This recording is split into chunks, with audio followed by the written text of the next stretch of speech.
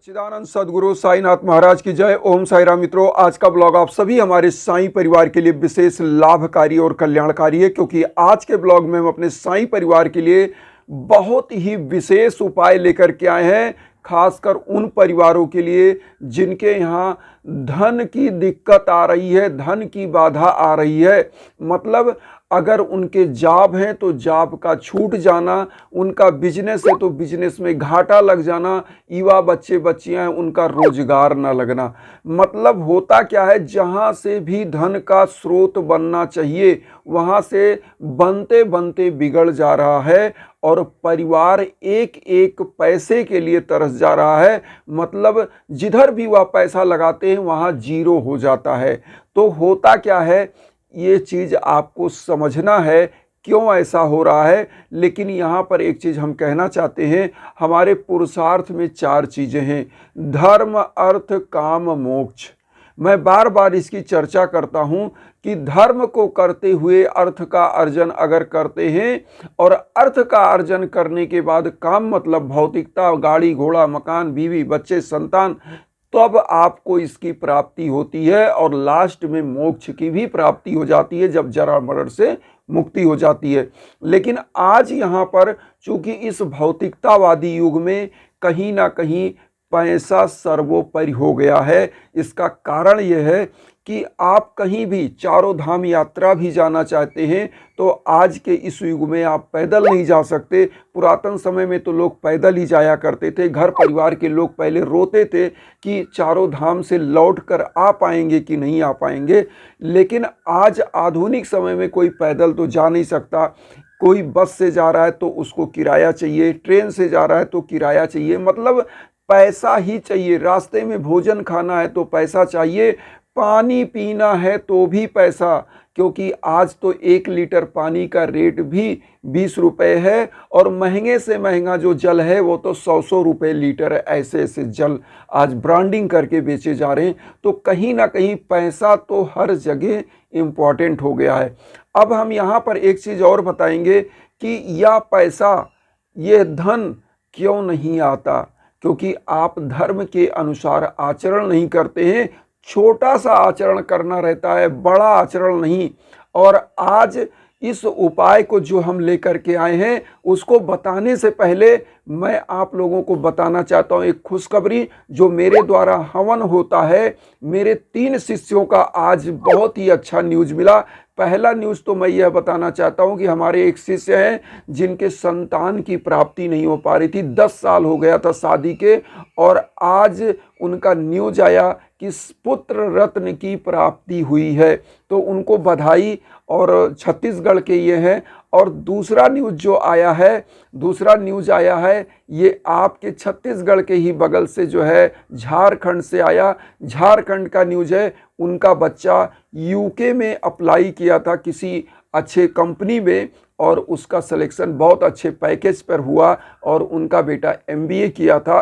तो उनको भी बहुत बहुत बधाई, उनके लिए भी हवन हुआ था।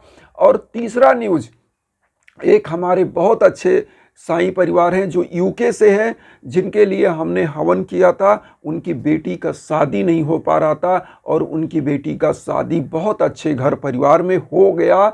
उन्होंने मुझे बताया, गुरुदेव आपके हवन के द्वारा। तो हमने कहा मैं तो माध्यम हूँ, करता तो वो प्रभु है। तो उनको, जो भी लोगों को, हमारे साईं परिवार को इतनी अच्छी खुशियाँ मिली, प्रभु साईं बाबा उनको ऐसे ही तरक्की देते जाएं। उन्होंने विश्वास किया, हवन कराया और बाबा की कृपा उन पर बनी। इन्हीं भावनाओं के साथ आप सभी लोगों को बहुत बहुत कंग्रेचुलेशंस। तो आइए जानते हैं उपाय। और एक चीज़ बता दें आप लोगों को भी, अगर हवन कराना रहे तो सबसे पहले एक चीज़ बता दें, हमारा इंस्टाग्राम का लिंक हम देते हैं, उस पर आइए। कोई भी आपको दिक्कत है, कोई भी समस्या है, हमसे बात करना चाहे मैसेज करें, उस पर हम आपको जवाब दे सकते हैं। उसके बाद अब जो उपाय आप घर में कर सकते हैं, तो आपको घर में क्या करना है। देखिए, घर में होता क्या है, जैसे मैंने बताया पुरुषार्थ में 4 चीजें: धर्म, अर्थ, काम, मोक्ष। तो धर्म का आचरण करते हुए जब अर्थ का अर्जन अपने आप ही बहुत अच्छा स्रोत बन जाता है, क्योंकि जब नौका अच्छी होती है जिस पे आप सवार होते हो तो वह समुद्र को पार कर जाती है। लेकिन समुद्र में अगर नौका ही धोखा दे जाए तो फिर वह क्या होगा कि मामला जो यात्री भी बैठे हैं वो भी डूब जाएंगे और कहानी खत्म हो जाएगी। इसलिए धर्म रूपी नौका में सवार होकर ही लक्ष्मी जी का अर्जन किया जा सकता है, धन का अर्जन किया जा सकता है। तो करना क्या है, देखिए सुबह सुबह जब आप उठते हैं, बिस्तर से उठने के पहले साईं बाबा का 11 वचन मैं आप लोगों से बार बार कहता हूँ। साईं बाबा का 11 वचन मतलब हजारों टन सोने के बराबर है, उससे भी तुलना नहीं की जा सकती, क्योंकि बाबा का यह एक एक शब्द समझिए अपने आप में महान है। बाबा ने जो कहा है इस चीज़ को कैसे करना है, 11 वचन। सबसे पहले अपनी हथेलियों को रगड़िए और रगड़ने के बाद इनको अपनी आँखों पर लगाइए, मस्तक पर लगाइए और अपनी हथेलियों को आपको ध्यान करना है। इसमें 2 मंत्र बोलना है। पहले तो बाबा का 11 वचन, जो शिरडी में आएगा आपद दूर भगाएगा, चढ़े समाधि की सीढ़ी पर, पैर तले दुख की पीढ़ी पर, त्याग शरीर चला जाऊंगा, भक्त हेतु दौड़ा आऊंगा, मन में रखना दृढ़ विश्वास, करे समाधि पूरी आस, मुझे सदा जीवित ही जानो, अनुभव करो सत्य पहचानो, मेरी शरण आ खाली जाए, हो तो कोई मुझे बताए, जैसा भाव रहा जिस जन का, वैसा रूप हुआ मेरे मन का, भार तुम्हारा मुझ पर होगा, वचन न मेरा झूठा होगा, आ सहायता लो भरपूर, जो मांगा वह नहीं है दूर, मुझ में लीन वचन मन काया, उसका ऋण ना कभी चुकाया, धन्य धन्य वा भक्त अनंत, मेरी शरण तज लेनानंद। तो ये बाबा का 11 वचन सुबह बिस्तर से जब आप उठते हैं वहीं पर बिस्तर पे ही पहले यह बोलिए, अपने दोनों हाथ रगड़ के अपने चेहरे पर लगाइए और फिर दोनों हाथों को ऐसे करना है। फिर एक मंत्र बोलना है, क्राग्रे वस्ते लक्ष्मी, कर मध्य सरस्वती, कर मूले तू गोविंदा, प्रभाते कर दर्शनम। ये मंत्र बोल करके आप दैनिक क्रियाकलाप स्टार्ट करिए। और दैनिक क्रियाकलाप स्टार्ट करने के बाद मतलब नहा धो करके फ्रेश हो करके 1 लोटा जल आपको लेना है। लोटे जल में अपनी कामना करते हुए, भगवान सूर्य, हमारे ग्रहों में अगर कोई राजा है तो सूर्य है।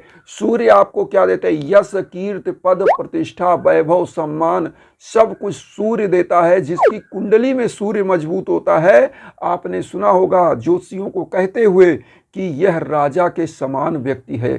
तो होता क्या है कि अगर आपकी कोई कामना है, धन सम्मान प्राप्त करना है, यश कीर्ति पद प्रतिष्ठा प्राप्त करना है, और इस कलयुग में तो सभी को चाहिए, तो आप पूजा करने के पहले 1 लोटा जल में एक जो है गुड़हल का पुष्प आता है, रेड कलर का गुड़हल का पुष्प डाल लें, थोड़ा सा चावल अक्षत के रूप में और थोड़ा सा शर्करा मतलब चीनी डाल दें और सूर्य भगवान की तरफ ऐसा जल दें कि आपके पैरों पर छींटा ना पड़े, क्योंकि यह असम्मान होता है। तो सूर्य भगवान को एक मंत्र पढ़ते हुए ओम घृण सूर्याय नमः, बहुत ही छोटा मंत्र है, ओम घृण सूर्याय नमः, इस मंत्र का जाप करते हुए जल गिरा दें और उसके बाद लोटा वही जमीन पर रख करके वो जो पानी आपने गिराया उसको थोड़ा सा हाथ में लगाइए, अपने मस्तक पर लगाइए। फिर आप पूजा के लिए अपने घर में जो डेली की पूजा होती है बाबा की, वह पूजा करिए।